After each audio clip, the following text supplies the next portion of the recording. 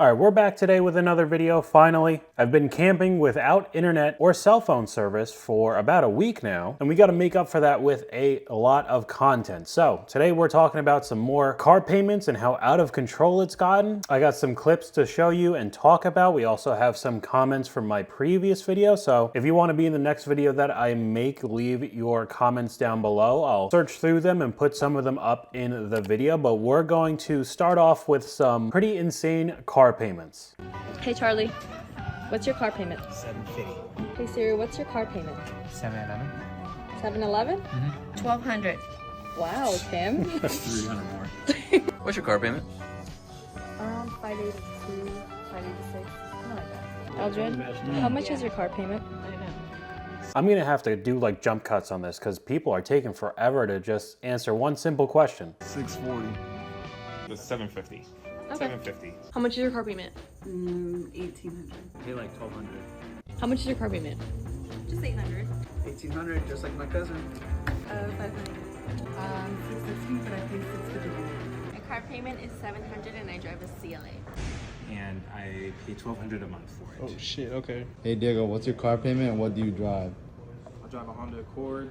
It's like $450 a month. Honda Accords are almost $500 a month now. I didn't even know that. But even though there's a lot of people paying a lot of money for cars that aren't really that special, there were a good amount of people that did pay off their cars. They had no car payments whatsoever in these videos. So it's not like 100% of all of these people are just making terrible decisions. And I did also want to say from the previous video, there were other people that used the term YOLO unironically. I thought we were past that. People actually used it when I was in like middle school. Then it became cringe to say it. And then people started using it ironically, but I guess people are actually saying it now, which whatever. But these people are paying over $1,000 a month for like a nice like Ford Mustang, and that's the only nice thing that they have. And I mean, it's your money. If you want to spend it all in a car and then live honestly like a poor person, then have fun, man. But if you could afford a $2,000 or $3,000 a month car payment, then you're not the type of person that I'm talking about. You could go pay $1 million for a car, have a $10,000 a month car payment. I don't really care. But most of the people who have ridiculous car payments are the same people that will complain of like, why am I living paycheck to paycheck? Why can't I get ahead? You know, why can't I save enough money for a down payment on a house? Why do I have to stay in an apartment with 3 other roommates in like the bad part of town? And they don't realize that like, I'm not even talking about, obviously like the $1,000+ a month is ridiculous, but I don't even think your car payment should be like $500 a month. When I was paying off my Honda Civic, it was, I think, $260 or $280 a month, but I ended up paying $300 a month. And I even thought $300 was a ton of money that I was paying for just a utility. It's a car. It gets you from point A to point B. And I'm not telling you what car you should and shouldn't buy. If you want to get a nice car or a muscle car or a sports car or whatever, then go buy it. I just don't ever want to hear anybody complain that they're strapped for cash or they're living paycheck to paycheck when they made a bad decision to buy a car that they couldn't afford. And then you have people financing cars for a crazy amount of money and they don't even really like the car. I'm just overlaying the clip right now because it's just copyrighted music, but this person is paying $1,300 a month for a car that's not her dream car. And if you look at it, it's just a Jeep Wrangler. Like, I'm not into Jeeps and I don't know a whole bunch of the trim levels, but that kind of looks like a base Jeep. It's not a Rubicon. If you look at the wheels, it looks like base wheels. There's no like off-road tires, it's not lifted. I mean, no like lights, no snorkel, nothing that is modified really on the car. It literally looks like a base Wrangler for $1,300 a month and you don't even like it. Like, how do you even make that kind of decision? And there were a lot of people who agree with my point of view with cars, at least if you're not stupid rich and don't know what to do with your money. We have a comment here, that's their fault. There's no way in hell I would pay $1,400, not even $400 for a car note, and I'm in the same boat. Like I said before, I thought I was paying too much money a month for $300 a month to pay off my Civic. I'm glad that I don't have a payment now. It's completely paid off, but even back then, I thought $300 a month is too much. And I also mentioned in my last video saying that even though I have examples for both genders making poor decisions when it comes to buying cars, I think a majority of them are still men. Everybody wants the muscle car so they could flex and stroke their ego and try to get girls, and then they go broke because they got a Hellcat or a GT350R that they can't afford, and magically as soon as it gets repoed, all the girls disappear. So We got another comment saying it's strange hearing you mention gender because now that I think about it, I have a few acquaintances and one close friend is paying $750 plus on cars making only $40K a year.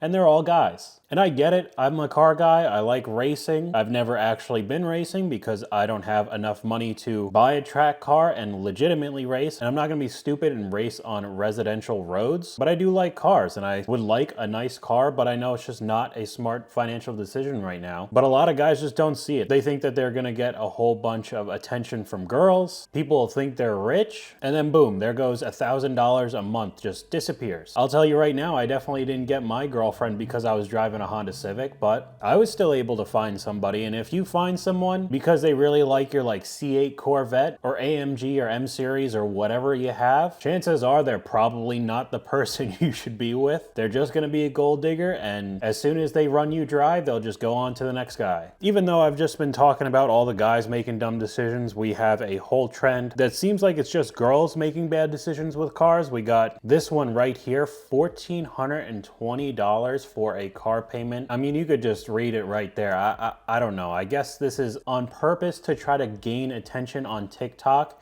because it seems like they're just asking to get hate comments in their videos. So I don't know. I guess it's to boost engagement. But I did also see in the comments that this was a 2023 model and this was uploaded in 2024. So they didn't even get a brand new car. It still is the previous model year. It is a nice look, would not get the white, but we still do have a lot of people making bad decisions, especially really young like this woman. Don't forget,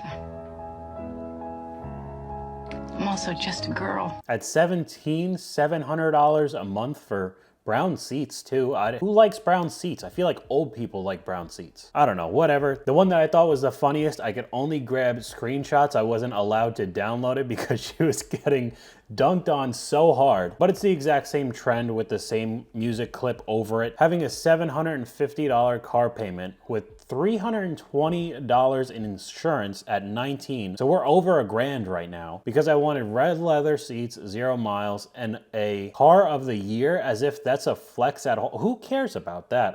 And if you look at the steering wheel, it's a Kia. You're paying $1,000 a month for a Kia. I mean, the leather seat, I don't care about it at all. If anything, I like just black seats in general. It looks a lot cleaner, but that's just my opinion. But then the comments were brutal. You have almost 5,500 comments of this. Imagine paying over $1,000 a month for a Kia. Your salesperson got paid. Financially acoustic. I mean, I feel like a lot of these videos are made to just boost engagement and get follower counts, because I hope people aren't just this bad at making financial decisions, because they'll be in the hole for the rest of their lives. We have another comment here that did make a bit of sense. If you are an entrepreneur, have your own small business. I was honestly thinking of doing this as well. If my car ever died and I ended up getting some sort of SUV or whatever, something that's more expensive, do what the rich do. Start a business and write your vehicle off as a business expense. You could do that. Probably can't go and buy a Lamborghini, but you could probably end up getting a better car than you should if you were just financing it on your own. If you have a mildly successful business, you could write off the car payments. I mean, I think it's section 179.